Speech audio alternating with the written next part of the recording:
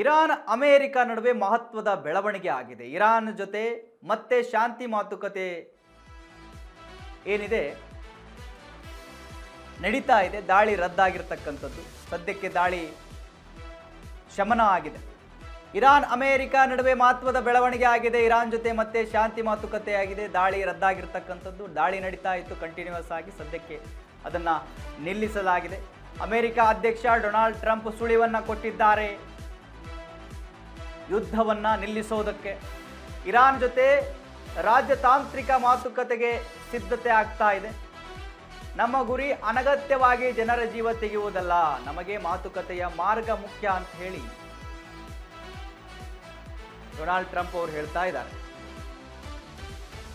ಇನ್ನು ಶಾಂತಿ ಒಪ್ಪಂದಕ್ಕೆ ಆದ್ಯತೆ ನೀಡಲು ಟ್ರಂಪ್ ನಿರ್ಧಾರವನ್ನು ಮಾಡಿದ್ದಾರೆ. ಎಸ್ ವೀಕ್ಷಕರೇ ನೋಡಿ, ಇರಾನ್, ಅಮೆರಿಕ, ಇಸ್ರೇಲ್ ಮೂರು ದೇಶಗಳ ನಡುವೆ ಭೀಕರ ಯುದ್ಧ.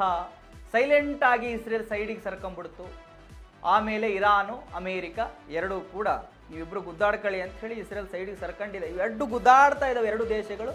ಆ ದೇಶದ ಮೇಲೆ ಈ ದೇಶ ದಾಳಿ, ಈ ದೇಶದ ಮೇಲೆ ಆ ದೇಶ ದಾಳಿ. ನಿಲ್ಲುವಂತಹ ಯಾವುದೇ ಲಕ್ಷಣಗಳು ಕಾಣ್ತಾನೆ ಇರಲಿಲ್ಲ.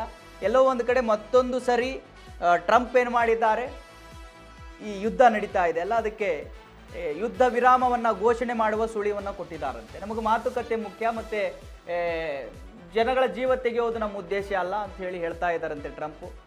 ಯಾವುದೋ ಒಂದು ಕಡೆ ದೊಡ್ಡ ಮನಸ್ಸು ಮಾಡಿದ್ದಾರೆ ಟ್ರಂಪ್. ಯಾಕಂತ ಹೇಳಿದ್ರೆ ಇಷ್ಟು ದಿವಸ ನಾವು ಮಾತುಕತೆ ಎಲ್ಲ ಒಪ್ಪಲ್ಲ, ಇರಾನ್ಗೆ ನಂಬೋಕ್ಕಾಗಲ್ಲ ಅಂತೆಲ್ಲ ಹೇಳ್ತಾ ಇರೋರು ಇವಾಗ ಯಾಕೋ ಮಾತುಕತೆಗೆ ಬರ್ತೀನಿ ಅಂತ ಹೇಳ್ತಾ ಇದ್ದಾರಂತೆ.